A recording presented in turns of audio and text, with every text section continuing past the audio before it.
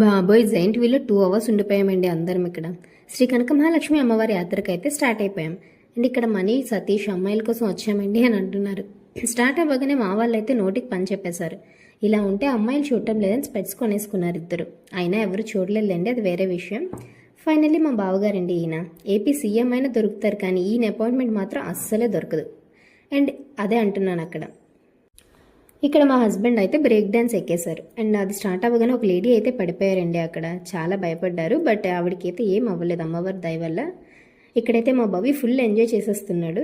And Mani Satish వీళ్ళ style అయితే అస్సలు తగ్గలేదండి. బట్ ఎంత స్టైల్ చూపించినా అమ్మాయిలు కాదు కదా, ఆంటీలు కూడా చూడలేదంట వాళ్ళ వైపు.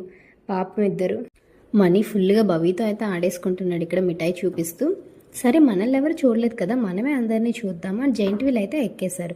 ఎక్కిన నుంచి ఇంకా అది 2 అవర్స్ ఆగలేదండి. ఇంకా వీళ్ళ బాధ భయం చూడాలి పైనుంచి. ఇంకా మాకు అమ్మాయిలు వద్దు ఆంటీలు వద్దు ఆపండ్రా బాబు అన్న అది మాత్రం ఆగడం లేదు.